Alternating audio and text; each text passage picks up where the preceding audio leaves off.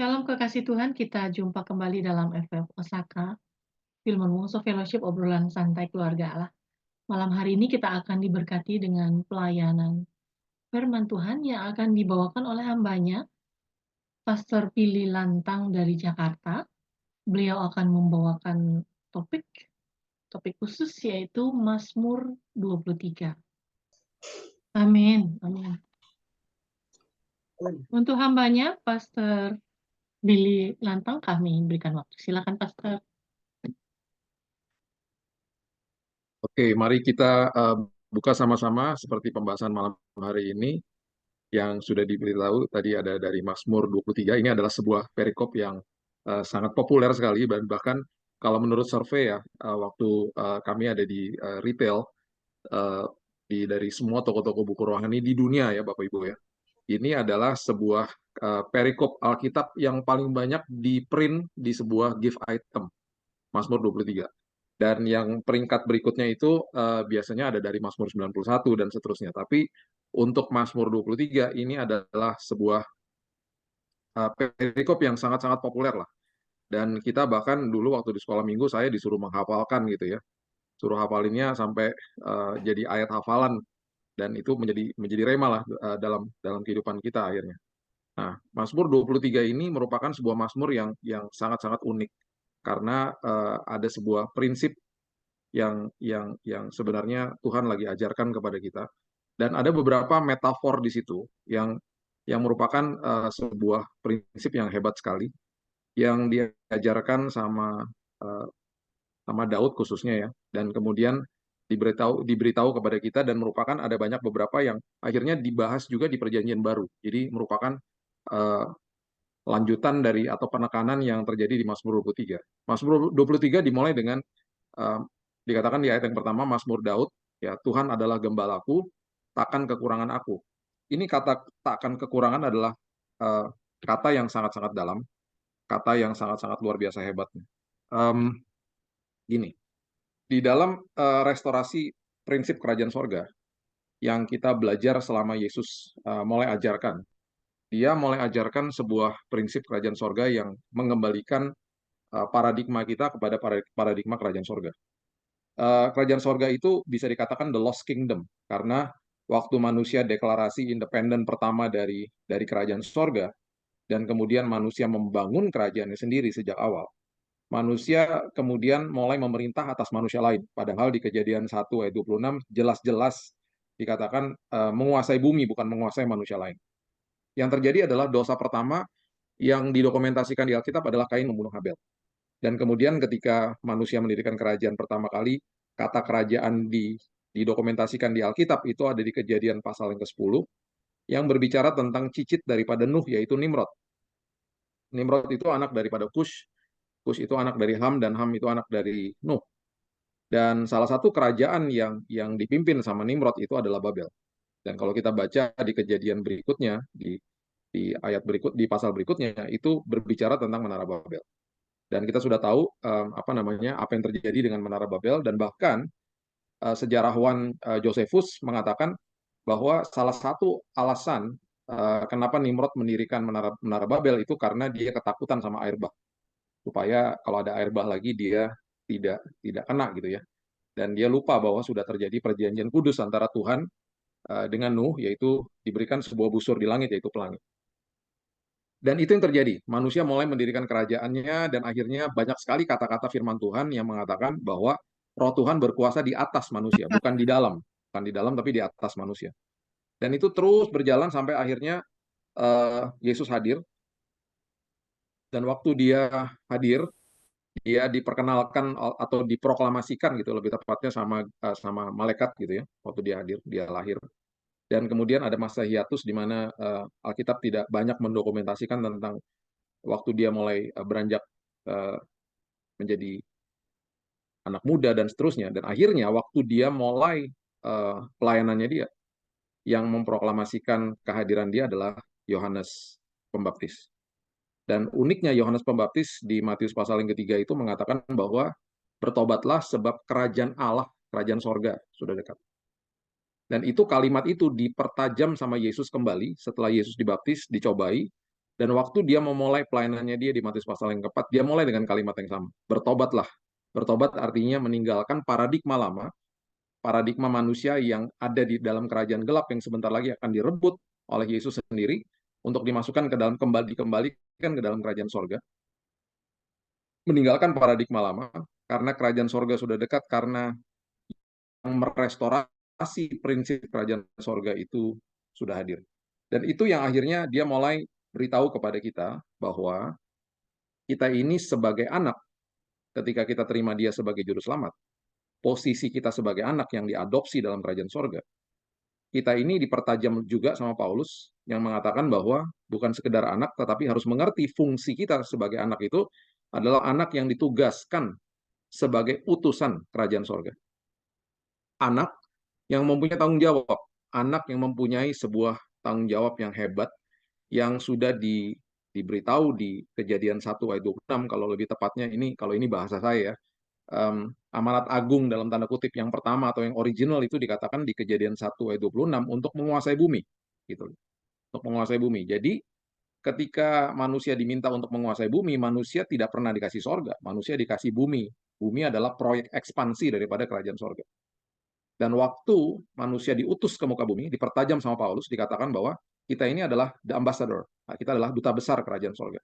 Nah, duta besar kerajaan sorga itu perlu dimengerti juga, dan Yesus sudah mulai memberikan perumpamaan dan juga pelajaran-pelajaran kepada murid-muridnya, dan juga bahkan singgungan-singgungan kepada orang-orang Farisi, bahwa kalau engkau hidup di dalam kerajaan sorga, engkau mempunyai akses kepada Bapa. Itu sebabnya dia menggunakan metafor-metafor seperti misalnya, engkau adalah ranting, aku adalah pokok anggur. Ranting yang melekat kepada pokok anggur itu berarti tidak akan pernah kekurangan. Itu maksudnya. Salah satu doa saya, Bapak Ibu, waktu saya sakit, saya mengatakan, Tuhan, saya ini ranting loh Tuhan, melekat kepada pokok anggur. Dan saya tahu pokok anggur nggak punya kanker. Dan itu sebabnya saya percaya hari ini nutrisi kesembuhan mengalir kepada tubuh saya. Karena saya melekat kepada pokok anggur. Dan yang terjadi adalah kekuatan demi kekuatan, mujizat demi mujizat yang terjadi. Karena saya percaya kalau kita mengerti posisi kita di dalam kerajaan sorga dan posisi kita di dalam Tuhan, dan kita mulai mengatakan bahwa dengan iman Tuhan saya berdoa dari posisi yang sudah menang bahkan, karena sudah selesai di kayu salib. Merdeka kita akhirnya. Pikiran dan hati kita mulai merdeka. Dan kata utusan itu menjadi sebuah kata yang sangat hebat karena diartikan sebagai ambasador atau duta besar kerajaan sorga. Nah, pertanyaan yang penting juga yang harus kita pahami adalah, di dalam dunia saja duta besar itu kalau dikirim ke luar negeri, atau saya pernah punya saudara ya, saudara dekat sekali, yang dikirim menjadi duta besar di salah satu negara di Eropa. Waktu beliau dikirim dari Indonesia, saya tanya waktu di meeting, waktu di exit meetingnya itu dengan Departemen Luar Negeri, itu ditanya, kamu mau bawa siapa ke sana? Dan ketika dia katakan, saya akan bawa istri, saya akan bawa anak, semua kebutuhan mereka ditanggung sama negara yang mengirim mereka. Itu sebabnya Yesus mengatakan di Matius 6 ayat 31 ya. Mari kita baca sama-sama. Matius 6 ayat 31. Mengatakan dengan jelas, sebab itu janganlah kamu khawatir dan berkata. Ini kalimat yang sangat hebat sebenarnya. Dan ini yang dikatakan sendiri sama Yesus. Matius 6 ayat 31, jangan khawatir, itu sering banget dibahas ya, jangan khawatir. Tetapi berkatanya jarang sekali disinggung gitu. Jadi berkata itu berarti kita tidak diperbolehkan untuk mengeluh sebenarnya, atau mengatakan hal-hal seperti yang merupakan yang sesuatu yang memalukan akhirnya.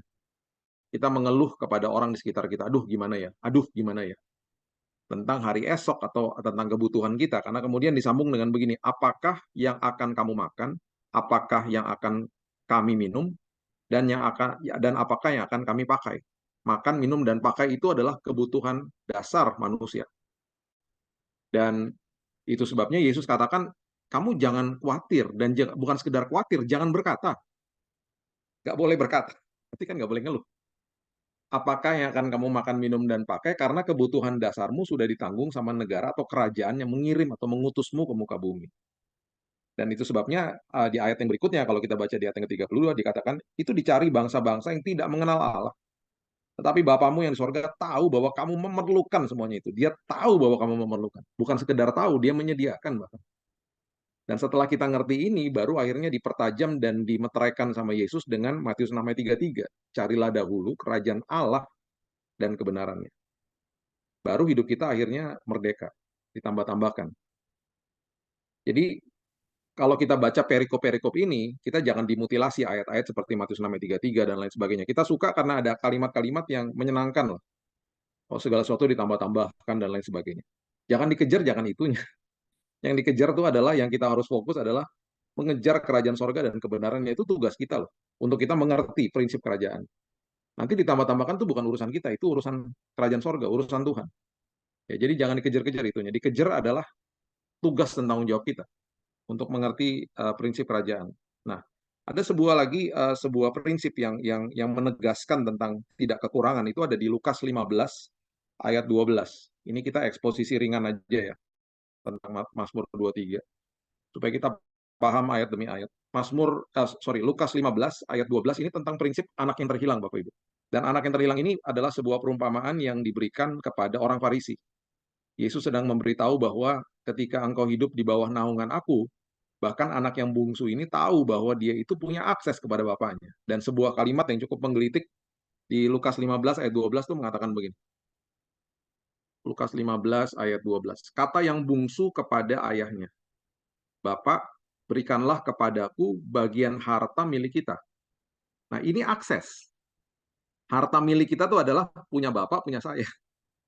Jadi ini bungsu paham bahwa apapun yang ada di rumah itu punya saya.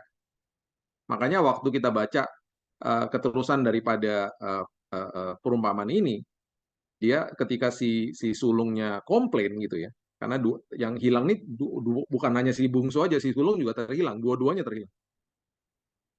Dia mengatakan, tidakkah kamu tahu apa yang ada di rumah ini punya kamu juga gitu loh. Jadi itu yang seringkali kita ditipu sama iblis, bahwa kita nggak punya akses kepada Bapak kita. Kita harus minta-minta, kita harus pakai upaya untuk dapat sesuatu dari Dia. Sebagai anak ini, kita sudah dipelihara sama Tuhan. Ya, bukan dengan upaya kita, tetapi dengan iman yang kita berikan bahwa saya percaya kepada Yesus. Saya mau menjadi anaknya Dia gitu ya.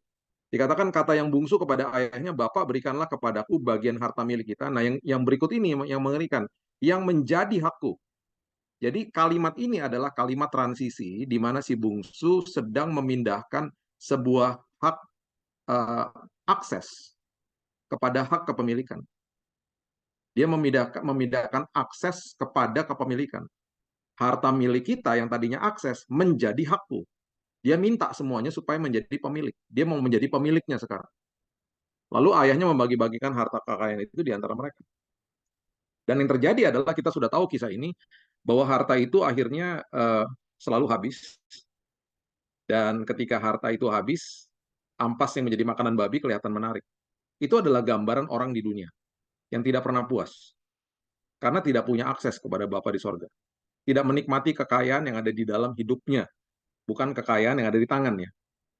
Dan seringkali ayat-ayat seperti Yohanes 10 ayat 10, ya, aku datang membawa hidup yang berkelimpahan, itu dimutilasi lah. Dan dijadikan sebuah yang dari dulu kita kenal dengan Injil-Injil kemakmuran. Bagi saya itu sudah progresif. Dari dulu juga, kalau kita sekarang baru dengar kata-kata progresif. Progresif udah dari dulu, Bapak Ibu. Bahkan kalau kita mau mempelajari progresif itu, banyak sekali juga bahkan hamba-hamba Tuhan yang hanya mutilasi-mutilasi ayat, dan kemudian dibagikan dengan sangat-sangat salah konteksnya, dan akhirnya menyesatkan jemaat.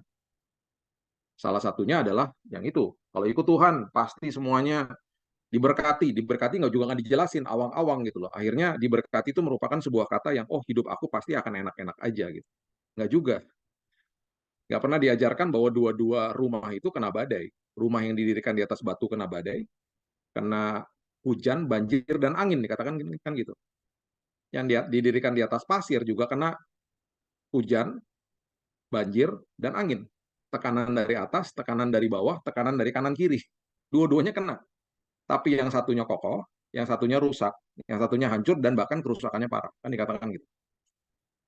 Jadi prinsip-prinsip kayak begini yang akhirnya tidak menjelaskan dengan kontekstual, kemudian mutilasi ayat dan lain sebagainya, itu progresif yang sudah terjadi sejak lama. Kalau saya bisa gambarkan secara ringkas saja ya, yang Yesus katakan kepada Thomas, karena dia tahu satu hari ini Thomas akan ragu-ragu, dia akan katakan begini, akulah jalan, kebenaran, dan hidup kan. Dibalik sama manusia. hidup, kebenaran, baru cari jalannya. Saya mau hidup sesuai sama keinginan saya, tolong benarkan, dan saya akan cari jalannya. Saya mau hidup sesuai dengan keinginan saya, kemudian dia cari-cari ayat untuk membenarkan apa yang dia inginkan, itu progresif, dan baru cari jalannya. Jadi contohnya, contoh yang realita yang ada di sekitar kita lah, misalnya. Kelompok LGBT, ketika mereka menikah. Kan dasarnya kasih, Pak.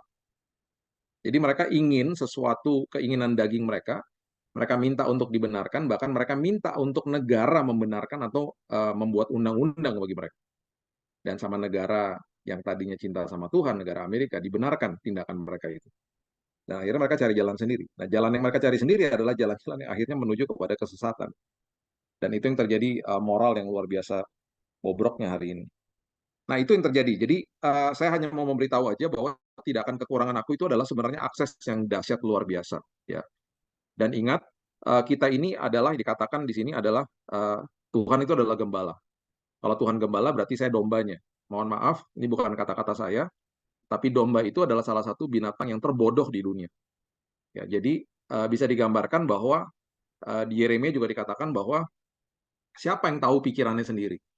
Makanya pergumulan manusia yang paling berat itu terhadap dirinya sendiri kan, bukan terhadap iblis karena iblis sudah dikalahkan. Ya, kita bergumul sama diri kita sendiri. Peperangan yang paling hebat itu terjadi sama diri kita sendiri sebenarnya. Nah, di tahun 2005 itu di Turki itu ada 1.400 domba yang sedang digembalakan. Tiba-tiba beberapa gembala itu sedang makan siang, hanya ditinggalkan beberapa saat saja Bapak Ibu. Tiba-tiba ada satu dari domba itu yang nyebur atau masuk ke dalam jurang. Ironisnya ada 400 domba ikut-ikutan dan 400 itu mati. Jadi itulah kekonyolan domba-domba. Kalau ditinggalkan sebentar aja udah seperti kayak begitu. Bapak Ibu kalau buka YouTube gitu ya, kemudian nanti di search video domba yang jatuh ke lubang, itu baru aja ditolong sama seseorang, dia loncat-loncat kesenangan, dia jatuh lagi ke lubang yang sama.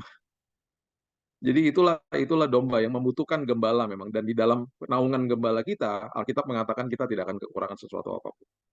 Kemudian masuk ke ayat yang kedua mengatakan, ia membaringkan aku di padang yang berumput hijau. Kata membaringkan ini sebenarnya adalah kata sebenarnya adalah kata-kata paksaan, dipaksa gitu ya. Ia membaringkan aku di padang yang berumput hijau. Setelah dibaringkan di padang berumput hijau, ia membimbing aku ke air yang tenang. Nah, ada dua prinsip di sini sebenarnya, yang kemudian juga dipertajam di Perjanjian Baru. Ya. Domba itu biasanya takut sama air, ya, dan hanya bisa dituntun ke air yang tenang oleh seorang gembala. Jadi gembala yang bisa tuntun dia. Ya. Dan padang yang berumput hijau itu adalah sebuah istirahat atau perhentian. Dan air yang tenang adalah kepuasan. Itu berbicara tentang damai, sukacita, hikmat, pengharapan. Ya. Nah, ada satu ayat di Ibrani pasal yang keempat. Ayatnya yang ke-10 dan 11. Ini adalah ayat yang luar biasa, karena bagi saya ini jarang sekali di Perjanjian Baru digunakan kata berusaha. Karena keselamatan kita, bahkan proses justification atau proses di mana kita dibenarkan oleh Yesus, di proses ketika kita menerima dia sebagai juru selamat, itu adalah proses yang tanpa upaya sebenarnya. Bukan pakai upaya kita, bukan pakai usaha kita, tetapi dengan iman percaya kepada dia. Dan seringkali Alkitab membahas tentang ketika Yesus datang itu belajar untuk terima, belajar untuk menerima. Oh, banyak dari contoh-contoh seperti Maria dan Marta. Kamu belajar dong duduk untuk terima dari saya. Jangan menyibukkan dirimu dengan upaya-upaya gitu.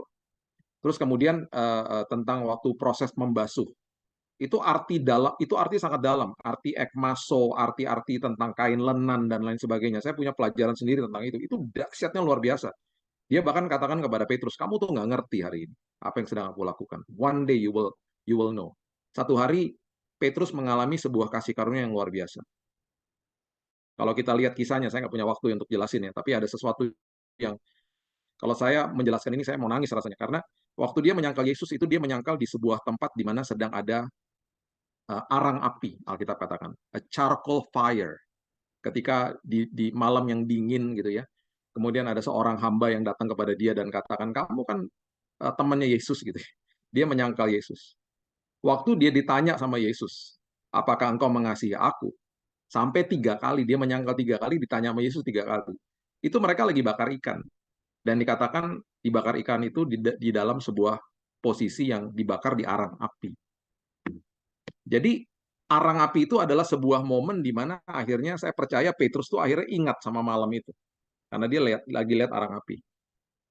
Bukankah kita seringkali akhirnya ingat sama dosa kita atau kesalahan yang kita lakukan atau bahkan trauma tentang sebuah peristiwa di mana orang yang menyakitkan hati kita, di mana ada sebuah peristiwa, ada momen arang api itu, di mana kita ingat dengan masa lalu yang buruk. Di saat itu saya percaya ada sesuatu yang terjadi ya di saat itu ketika ada momen arang api itu kembali terjadi. Dan di saat yang tepat itu Yesus justru nggak pernah mengungkit-ngungkit kesalahan dia dan dia justru bertanya tentang isi hati daripada Petrus. Do you love me? Apakah kamu mengasihi aku? Cuman itu aja. Itu merupakan sebuah kasih Bapak kepada anaknya yang digambarkan secara luar biasa. Yang selalu kalau kita baca narasi-narasi firman Tuhan itu adalah sebuah prinsip-prinsip di mana manusia tuh diminta untuk menerima kasih karunia Tuhan. Nah, ada sebuah kata di Ibrani ini yang mengeluarkan kata berusaha. Dan ini jarang sekali ada di Perjanjian Baru. Dikatakan di Ibrani 4 ayat 10 dan 11 mengatakan begini. Sebab barang siapa telah masuk ke tempat perhentiannya, ia sendiri telah berhenti dari segala pekerjaannya, sama seperti Allah berhenti dari pekerjaannya. Yang masuk ke dalam perhentian itu maksudnya adalah rest, beristirahat. Pikiran dan hati beristirahat di dalam Tuhan. Perhatikan kalimat berikut ini. Karena itu baiklah, ayat 11, kita berusaha, nah itu dia, berusaha untuk masuk ke dalam perhentian itu. Supaya jangan seorang pun jatuh karena mengikuti contoh ketidaktaatan itu juga. Jadi ada sebuah kalimat yang mengatakan, ayo dong masuk ke dalam perhentianku. Kamu tuh harus belajar untuk menerima bahwa aku ini sudah memberikan kepadamu sebuah karya yang sudah selesai di kayu salib.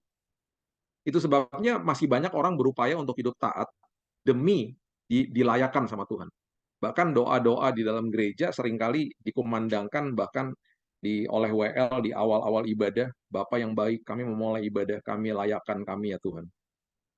Harusnya lebih tepatnya adalah doa orang-orang percaya. Tuhan terima kasih hari ini kami sudah dilayakkan oleh Tuhan. Karena kata selesai di kayu salib itu selesai udah semuanya.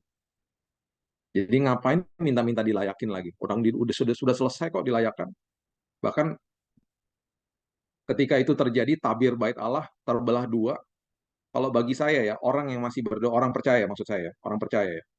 Orang percaya yang sudah terima Yesus masih berdoa minta supaya Tuhan layakkan dia. Itu sama aja dia tabir yang sudah terbelah dua, dibelah sama Yesus. Tabirnya dijahit lagi sama dia. Kan konyol gitu loh. Maksudnya tabir itu adalah kalau kita buka kata tabir di Perjanjian Lama, itu pertama kali kata tabir itu adalah pemisah antara manusia dengan hadirat Tuhan. Yang boleh masuk ke belakang tabir hanya imam besar. Waktu Yesus katakan selesai di kayu salib, sudah selesai semuanya. Tabir bait Allah terbelah dua. Dan bahkan kalau kita masuk ke dalam kitab Ibrani, dikatakan dia adalah prodromos, dia adalah perintis, masuk ke belakang tabir, dan membawa semua harapan-harapan kita ke belakang tabir. Jelas, firman Tuhan jelas mengatakan itu. Dan kalau kita mau telusuri lebih dalam lagi, orang pertama yang masuk ke belakang tabir bersama-sama Yesus siapa? Penjahat yang ada di sebelahnya dia, bukan imam besar. Penjahat. Penjahat yang dalam sekejap yang nggak pernah dibaptis. Yang nggak pernah ikutan ibadah mungkin. Dia adalah seorang penjahat yang langsung masuk ke dalam hadirat Tuhan, ke belakang tabir. Orang pertama. Itu kan luar biasa.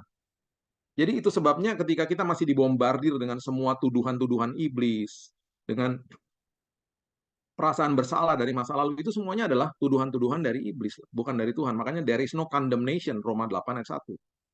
Tidak ada lagi yang namanya penghakiman, penghukuman dari Tuhan. Itu sebabnya ayat ini luar biasa. Berusaha masuk ke dalam perhentiannya. Maksudnya pikiran dan hati itu harus masuk ke dalam perhentian Tuhan. Masuk ke dalam damai Tuhan. Ya. Nah itu sebabnya kalau kita masuk ke dalam damai Tuhan, kita mengerti prinsip ini. Itu sebabnya ayat yang kedua tadi dikatakan, ia membimbing aku ke air yang tenang. Ini urutannya jelas. Masuk ke dalam perhentian Tuhan, dibaringkan di padang yang berumput hijau, baru kehidupan kita akan tenang. Nah, kalau kita tenang, kita sambung ke ayat yang ketiga ya, Mazmur 23 ayat yang ketiga dikatakan begini. Ia menyegarkan jiwaku. Ia menyegarkan jiwaku. Ya. Setelah jiwanya segar, yang keempat itu adalah ia menuntun aku di jalan yang benar oleh karena namanya. Nah, ini ayat 2 sama ayat 3 ini luar biasa. Ada 4 tahapan sebenarnya. Dikatakan begini, ia membandingkan aku di padang yang berumput hijau. Berarti apa? Kita masuk ke dalam damainya Tuhan. Itu menjadi doa saya. Ya, saya suka kutip kalau pagi-pagi hari itu, saya suka kutip begini, Tuhan, aku kutip ya 1 Petrus 5 ayat 7. Aku menyerahkan semua segala kekhawatiranku kepada Tuhan, walaupun aku belum rasa loh Tuhan. Kalau sampai ada aku serahin ya Tuhan, hari ini. Tuhan, aku tukar ya Tuhan sama Yohanes 14 ayat 27. Damai sejahtera telah engkau tinggalkan bagi aku. Damai sejahtera udah ditinggalin sama Tuhan buat kita. Damai sejahtera yang aku berikan bukan seperti yang dunia berikan. Jangan gelisah, jangan gentar hatimu. Jadi saya tukar setiap hari. Tuhan, kalau sampai ada kekhawatiran, aku tukar ya dengan damai sejahtera yang Tuhan telah tinggalkan bagi aku. 1 Petrus 5 ayat 7, saya tukar dengan Yohanes 14 ayat 27 ya Tuhan. Itu berarti kita masuk ke dalam perhentian Tuhan. Masuk ke dalam damainya Tuhan setiap hari. Nah, setelah itu kita alami, baru kita akhirnya bisa mengalami jiwa yang tenang. Jiwa yang tenang akan segar. Orang yang segar jiwanya akan mengambil keputusan dengan benar. Itu maksudnya ayat yang ketiga. Ia menyegarkan jiwaku, ia menuntun aku di jalan yang benar oleh karena namanya. Kita mengambil keputusannya benar akhirnya. Ini kaitannya luar biasa. Makanya orang yang stres seringkali mengambil keputusan salah.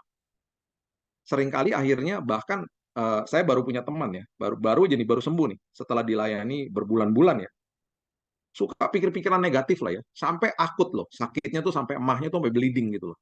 Dan waktu dicek ke dokter, di ronsen lah segala macam, dokter cuma bilang gini, wah ini kamu stres nih katanya. Mikirin apa sih katanya gitu. Itu yang terjadi. Dan waktu akhirnya dia mulai menenangkan dirinya, belajar firman, kemudian mulai dengar firman, mulai teduh hatinya, sembuh akhirnya. Sembuh. Bahkan tanpa obat dia akhirnya bisa sembuh sendiri. Ya, berbulan-bulan makan bubur loh Bapak Ibu, karena stres, nggak bisa makan, bleeding selalu. Dan itu kan mengerikan gitu loh. Dan itu terjadi sama banyak orang. Ya, jadi saya juga alami di kamar rumah sakit saya waktu sedang sakit, saya ngalamin teman-teman yang datang ke kamar itu pertama pasti nangis ya ngeliatin kondisi saya udah kayak tengkorak soalnya. Tetapi setelah 2-3 jam mereka ngobrol-ngobrol, mereka keluar dari kamar saya, mereka nangisnya beda. Bukan nangis terharu lagi, bukan nangis sedih gitu ya, tapi nangis terharu maksudnya. Mereka akhirnya bilang, kok bisa kuat sih Bill? Kok kata-kata kamu tuh optimis gitu loh. Saya bilang gini, kekuatan yang di dalam saya ini bukan kekuatan dari kekuatan saya, bukan. Kuasa yang ada di dalam saya ini akibat karena di dalam kelemahanku, kuasa Tuhan jadi nyata. Dan aku belajar setiap hari untuk, yaitu, menukar semua kekhawatiran saya. Saya punya beribu alasan untuk khawatir Bapak Ibu, karena hasil darah saya, hasil lab saya setiap hari itu buruk, dan makin buruk gitu tiap hari. Dan itu yang saya selalu bawa kepada Tuhan dengan perjamuan kudus setiap hari. Saya pegang kertas apa namanya hasil tes setiap hari ya. Saya menengadah ke langit, saya bilang Tuhan, saya percaya bahwa saya sudah terima kesembuhan walaupun mata jasmani saya belum melihat. Tuhan, saya mau hati saya teduh hari ini. Saya mau tersenyum hari ini Tuhan. Karena saya mau supaya mata rohani saya dibukain Tuhan, melihat kebesaran Tuhan, bukan melihat kebesaran masalah saya. Ya. Itu sebabnya ayat yang keempat dikatakan, sekalipun aku berjalan dalam lembah kekelaman, aku tidak takut bahaya, sebab engkau besertaku, gadamu dan tongkatmu itulah yang menghibur aku. Ya. Kalimat yang mengatakan gada itu adalah pentungan sebenarnya. Kalau ada serigala dipentung, jadi itu yang menjaga kita. Dan tongkat itu sebenarnya adalah sebuah kaitan ketika kita keluar jalur, dikait kembali leher dombanya sama gembalanya untuk kembali ke dalam jalan yang benar. Jadi musuh di luar dihalau sama Tuhan, dan juga musuh yang ada di dalam kita, yaitu diri kita sendiri, jiwa kita yang masih penuh sampah ini, kadang-kadang mau keluar jalur, itu selalu ada yang ingatkan di dalam kita. Nah, itu sebabnya sekalipun aku berjalan dalam lembah kekelaman, aku tidak takut bahaya. Walaupun maksudnya ada cobaan, walaupun ada ujian. Aku tahu bahwa Tuhan yang menjadi hikmat atas hidupku. Nah, ini semuanya kan urutannya jelas. Kita harus tenang dulu, masuk ke dalam perhentian Tuhan. Baru bisa mengambil keputusan dengan benar. Dan ketika ada ujian terjadi, ada kekelaman terjadi, kita mengambil keputusannya dengan benar, gitu loh. Nah, di dalam Alkitab terjemahan bahasa Inggris, ini lebih dalam lagi, dikatakan, when you walk through the valley of the shadow of death, lembah bayang-bayang maut. Nah, yang menjadi rema dalam hidup saya ketika saya merenung tentang lembah bayang-bayang maut yang ditulis sama Daud, ternyata memang ada sesuatu yang luar biasa yang dia mau sampaikan kepada kita. Bayangan itu selalu tampaknya lebih besar daripada aslinya. Itu sebabnya iblis selalu mau membesar-besarkan masalah kita. Kemudian yang kita perlu pahami lagi adalah bayangan tidak akan pernah bisa melukai kita. Jadi nggak usah takut. Nggak pernah ada kabar bapak-bapak meninggal gara-gara ditabrak sama bayangan truk. Nggak ada. Ya. Dan satu lagi yang kita perlu pahami adalah di dalam lembah yang sangat gelap. Kenapa ada bayangan? Berarti ada cahaya di dalam situ. Siapa cahayanya? Tuhan selalu hadir di dalam lembah segelap apapun juga. Cahayanya kecil, Pak. Betul, karena firman Tuhan adalah pelita, bukan lampu sorot. Jadi menerangi langkah hidup kita cukup buat hari demi hari. Besok akan ada lagi uh, sebuah cahaya yang kecil yang menerangi hidup kita hari lepas hari. Karena Tuhan selagi kita lagi berjalan di dalam lembah kekelaman, Tuhan mau kita juga belajar. Belajar mengaktifkan iman kita. Karena memang seperti Abraham berangkat dari kota namanya Ur gitu ya, disuruh ke tanah perjanjian. Alkitab mengatakan dia nggak pernah tahu kota di mana ia tujui. Dia hanya dikasih tahu arahnya, tujuan akhirnya nggak dikasih tahu. Berjalan dengan mata rohani, berjalan dengan iman. Orang Majus nggak pernah tahu mereka harus ke Bethlehem. Mereka berjalan beribu-ribu kilo dan mereka dapat konfirmasinya di istana Herodes. Baru tahu bahwa ternyata kelahiran Yesus itu ada di Bethlehem, 9 kilo dari Yerusalem. Ini semua perjalanan iman yang menggambarkan perjalanan kita hari ini, gitu ya. Jadi sekali lagi nggak usah takut apa yang terjadi dan ingat kisah daripada Daud itu luar biasa. Dia lagi bangun pagi, dia disuruh bawa roti sama keju ke kakak-kakaknya di lembah Tarbantin. Ya. Dan waktu dia sampai ke sana, dia nggak tahu bahwa ternyata mereka sudah dalam posisi ketakutan karena ditantang sama Goliat. Jadi puji Tuhan dia kepo, ya dia nanya-nanya ada apa sih ya yang terjadi. Dia sudah dimarahin sama kakak-kakaknya. Ngapain lu di sini bocah gitu ya, suruh pulang. Dia nggak pulang, dia nanya. Dan sebuah kalimat yang luar biasa keluar pada saat itu, dia katakan begini. Ngapain, kira-kira gini ya, kalau saya bahasakan dalam bahasa sehari-hari. Ngapain kamu takut sama dia? Dia kan adalah makhluk yang tidak bersunat. Kita kan bersunat, maksudnya gini. Bersunat itu artinya adalah kita dipelihara dan kita ini dipimpin, dijaga, dilindungi sama Tuhan. Karena kita adalah umat yang bersunat. Umat yang tidak bersunat, yaitu lawan daripada bangsa Israel, itu tidak punya penyertaan Tuhan.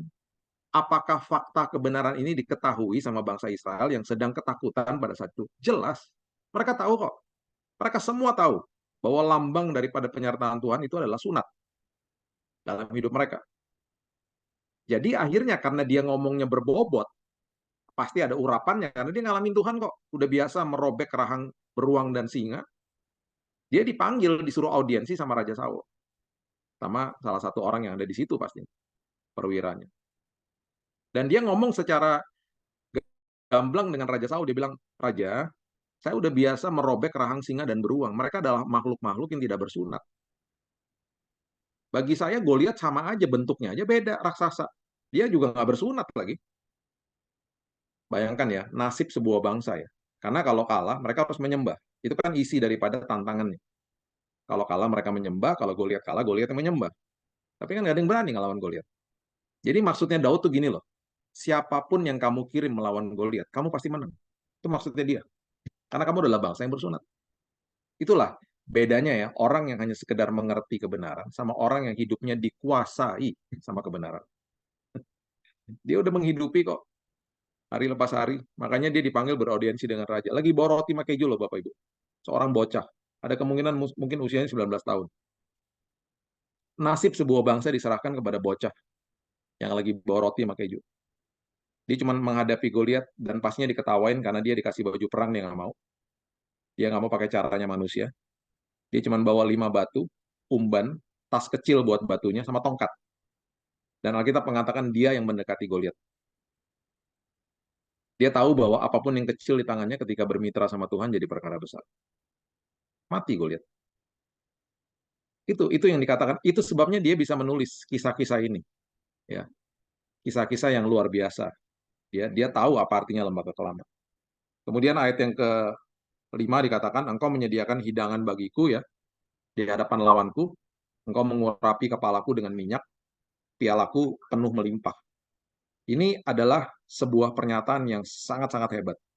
Ya, menyediakan hidangan bagiku di hadapan lawanku. Engkau mengurapi kepalaku dengan minyak, pialaku penuh melimpah. Secara jasmaniah, saya mengalami hal yang seperti ini. Saya waktu sakit dikatakan sama dokter nggak akan bisa makan karena sariawan, pasti akan muntah-muntah. Justru hal yang sebaliknya terjadi. Saya tidak pernah ada sariawan, saya makan lahapnya luar biasa, bahkan saya pernah difoto sama istri saya, makan sampai 2 porsi ayam bakar, dan dalam posisi saya sedang di kemo, transfusi darah, dan sedang dimasukin cairan, kalau nggak salah waktu itu sebuah cairan antibiotik. Jadi ada 3 selang masuk ke dada saya lagi duduk dan saya sambil makan. Dan itu yang saya mengamenkan ayat ini, kau menyediakan hidangan bagiku di hadapan lawanku. Musuh kita bisa sebuah penyakit. Ya. Masalah rumah tangga, masalah pekerjaan dituduh iblis dan cobaan. Tuhan tidak akan membiarkan kita berjalan sendiri mengarungi badai kehidupan. Ayat ini tidak hanya berbicara tentang sepiring kecil makanan, tetapi sebuah pesta yang besar. Tuhan menempatkan di hadapan kita deretan perkenanan, pemeliharaan, gitu ya, sukacita sorgawi di saat ada badai. Jadi Tuhan ini menjamu kita dengan sebuah kepuasan, maksudnya gitu. Di saat ada kesulitan, dan hanya ada tamu di dalam perjamuan makan itu. Hanya kita sendiri yang ada di situ dengan Tuhan.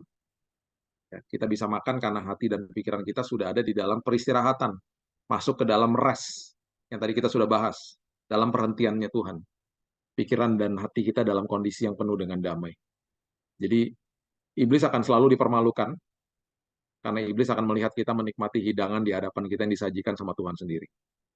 Kita akan tenang, kita bahkan bisa tidur lelap, dan bahkan secara jasmania kita bisa makan. Ya, itu menjadi doa kita. Dan akhirnya di ayat yang ke-6 dikatakan, ayat yang terakhir, kebajikan dan kemurahan belaka akan mengikuti aku seumur hidupku, aku akan diam dalam rumah Tuhan sepanjang masa. Saya percaya ini ditutup dengan sebuah kalimat yang luar biasa. Gak usah kejar-kejar berkat, jangan kejar-kejar mujizat. Kejar sumbernya. Kalau sumbernya kita ngerti, kita punya akses kepada dia, kebajikan dan kemurahan Tuhan itu justru yang akan mengejar kita. Saya tutup dengan kesaksian saya. Saya ini suka minum kopi, dan saya ini satu hari uh, lagi lihat-lihat browsing mesin kopi. Dan memang mesin kopi ini agak mahal. Yang tahu cuma saya sama istri saya. Satu hari kami pergi ke Bandung, di mobil kami masih browsing-browsing lagi, masih lihat-lihat lagi. Dan karena keluarga istri saya ada di Bandung. Sampai di rumah kakaknya dia, ternyata mesin kopi yang kami bicarakan di mobil itu, kakaknya udah punya di rumahnya. Jadi kami saling sikut-sikutan, dan akhirnya istri saya buatin kopi, singkat cerita buatin kopi dari mesin itu, dan memang enak sekali. Sewaktu kami mau pulang, tiba-tiba kakaknya bilang begini, itu mesin kopi, suka ya kopinya ya? Suka. Itu bawa aja, katanya gitu. Saya baru beli dan jarang pakai. Bawa aja pulang buat kamu aja, katanya. Itu mesin kopi mahal, Bapak Ibu. Bukan mesin kopi yang biasa-biasa. Sekejap dikasih. Nggak ada orang yang tahu, cuman saya, istri saya, sama Tuhan yang tahu. Dan mesin kopi yang diberikan nama saya itu adalah mesin kopi yang kita ngomongin di mobil. Kita nggak pernah tahu bahwa mesin itu sudah ada di rumah kakaknya. Mesin yang persis sama. Tuhan kok bisa ya, kalau sampai setahunya sampai kayak begitu. Udah, kita pulang, dan sekarang giliran istri saya. Jadi gini, satu hari, ada temannya dia yang membeli sebuah um, liburan gitu ya, di sebuah villa di Ubud, Bali. Beberapa malam, 2 malam kalau salah, ya 2 malam, untuk orang tuanya, untuk nginep di situ. Udah pasti kalau villa di Ubud itu belakangnya sawah gitu ya, tenang gitu ya. Tiba-tiba ini orang yang kita kenal ini, orang ini sangat teliti. Kok bisa salah tanggal gitu. Dia kalau nggak salah waktu itu mau beliin bulan Mei, tetapi dia akhirnya belinya bulan April. Jadi akhirnya eh, apa namanya, liburan itu nggak bisa di-refund. Akhirnya dia, dan orang tuanya nggak bisa pergi juga bulan April, dia tanya sama istri saya, bisa nggak ini buat kamu aja daripada ntar angus, sayang. Istri saya tanya sama saya, persis tanggal-tanggal itu saya kosong di tengah minggu. Berangkatlah kita ke Bali. Dalam perjalanan, sebelum perjalanan maksud saya, teman istri saya juga bilang, ini karena kesalahan saya belikan kamu sekalian tiket buat ke sana. Jadi kita betul-betul liburan itu semuanya kita hanya bawa baju aja ke sana. Sampai di sana, waktu kita buka kamarnya, di belakang itu bukan sekedar sawah, tapi ada seperti hutan gitu ya, dan ada sungainya. Dan teduhnya luar biasa. Dan saya nggak pernah lupa istri saya menangis, dia katakan, kok bisa ya Tuhan menjawab doa saya. Doa apa? Saya tanya. Dia bilang, saya beberapa waktu yang lalu berdoa, Tuhan, saya pengen banget liburan sama suami saya berduaan aja di dalam sebuah villa yang belakangnya sawah. Kok bisa ya Tuhan kasih persis, bukan sekedar sawah, bahkan ada hutannya, ada sungainya, bahkan sangat indah gitu di belakang. Kok persis seperti yang saya doakan. Yang tahu kembali saat itu cuma dia sama Tuhan. Bahkan saya nggak pernah dikasih tahu sama dia. Jadi Tuhan tahu kedalaman hati kita. Itu sebabnya kalau kita mengerti posisi kita di dalam Dia, jangan kejar-kejar berkat sama mujizat. Kejar Yesusnya yang merupakan akses dalam hidup ini. Dan segala sesuatu ditambah-tambahkan dalam hidup kita. Jadi saya percaya eksposisi ringan tentang Mazmur 23 ini membawa berkat bagi kita semuanya. Dan kalau kita baca ulang lagi, ini ayat-ayat menjadi hidup. Ya, kita makin mengerti maksud daripada Alkitab tentang apa yang dituliskan untuk kita hari ini sebagai anak Tuhan, sebagai utusan kerajaan sorga yang selalu senantiasa dipelihara sama Tuhan. Mari kita berdoa.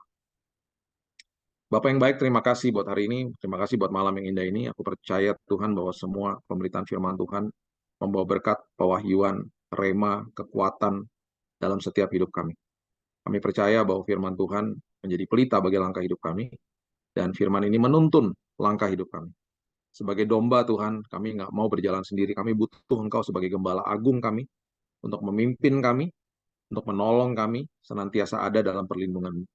Hari ini Tuhan, kami sadar bahwa kami tidak akan kekurangan sesuatu apapun, karena kami punya akses kepada Bapa di sorga. Hari ini kami sadar kalau kami masuk ke dalam perhentian-Mu, masuk tinggal di dalam damai-Mu Tuhan. Jiwa kami akan tenang, segar, dan juga mengambil keputusan dengan benar. Dan pada akhirnya ketika kami menghadapi ujian atau cobaan dalam hidup ini, kami tahu bahwa kami akan mengambil keputusan dengan benar, karena kami tahu bahwa selama perjalanan itu, Tuhan hadir bersama dengan kami. Terima kasih Engkau menyediakan hidangan yang hebat di depan musuh kami Tuhan. Karena ada damai di dalam hidup kami. Dan terlebih lagi, kebajikan dan kemurahan Tuhan senantiasa akan mengikuti anak-anak-Mu. Meteraikan firman ini, karena kami juga sudah dimeteraikan sama Roh Kudus. Jadi dalam nama Tuhan Yesus, kami sudah berdoa dan mengucap syukur, kita sama-sama katakan, amin. Ini, Bapak Ibu, kita akan masuk ke diskusi.